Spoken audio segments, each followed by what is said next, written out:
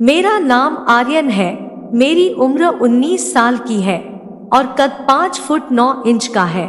मैं दिखने में ठीक ठाक हूँ।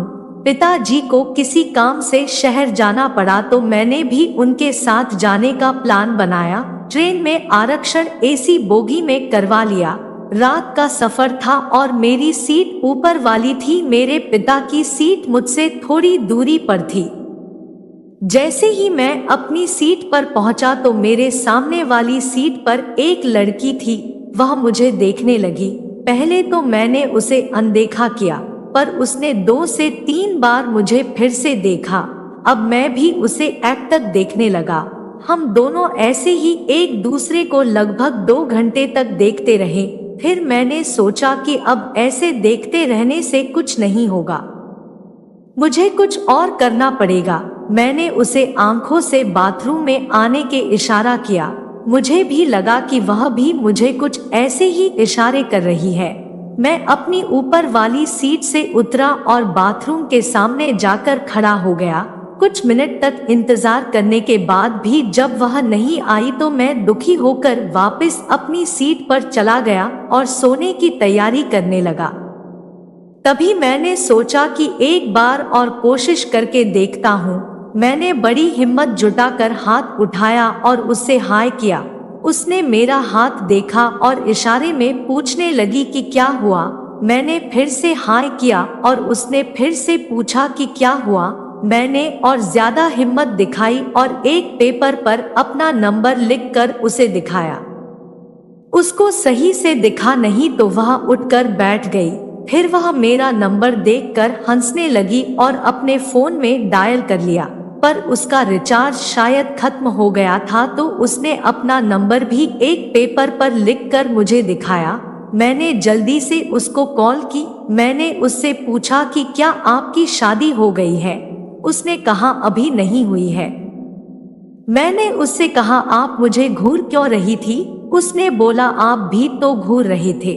मेरा पहली बार था इसलिए मुझे समझ नहीं आया कि क्या बोलूं। मैंने डायरेक्ट पूछा आपको कुछ करना है क्या, तो वह बोली सॉरी क्या बोल रहे हो आप। मैंने कहा कुछ भी नहीं, मैं बहुत डर गया था। फिर ऐसे ही थोड़ी बातें करके मैं सो गया। मैं रात 2 बजे उठा तो देखा कि वह अभी सो ही रही थी। इसी के साथ ही उसका दुपट्टा भी कुछ हट गया था तो वह बड़ी ही कातिलाना लग रही थी।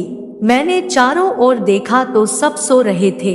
अब मैंने जल्दी से फोन निकाला और फोटो ले ली। थोड़ी देर बाद उसने मेरी तरफ करवट ली तो मैं मदहोश हो गया। थोड़ी देर बाद उसे इशारा करके जगाया तो वह बोली मैं जानती हूँ तुम क्या चाहते हो। यह बात सुनकर मैं फूला नहीं समाया। मैं उसकी तरफ अपना मुंह बढ़ाने लगा और वह भी। मैंने उनके हाथ पर हाथ रख दिया और उसके होंठ पर होंठ रखकर किस करने लगा। अब मेरे मन की इच्छा पूरी हो चुकी थी। इतना मजा आ रहा था कि बता नहीं सकता। फिर मैं उसको किस करता रहा और वे भी मुझसे चिपक गई कि मानो अब छूटने वाली ही नहीं। उसको बड़ा मजा आ रहा था। मुझे तो जन्नत मिल गई थी, इतना मजा आ रहा था। फिर मैंने वह किया जो मैं रोज सोचता था। मैंने उसको कमर से पकड़कर अपनी तरफ खींचा। वह बड़ी कामुक आवाजें निकल रही थी। उसके बाद मैंने उसको उल्टा होकर घोड़ी बन जाने को कहा। मैंने यूं ही थोड़ी देर तक कोई हरकत नहीं की और उसकी पीठ को होठों से चुभलाने लगा। वह चुप हो गई और उसकी कसमसाहट भी कम हो गई, पर वह चीखने की जगह मस्त आवाज निकालकर बोली आह धीरे। यह सुनकर मेरे आनंद की कोई सीमा नहीं थी। करीब 20 मिनट तक हम दोनों के उलट पलट का खेल चलता रहा। वो मदहोश भरी गहरी हल्की सांस ले रही थी। हम दोनों एक अद्भुत आनंद महसूस कर रहे थे। तो आपको यह कहानी कैसे लगी हमें कमेंट करके बताइएगा। ऐसी ही कहानी सुनने के लिए हमारे चैनल को सब्सक्राइब करें।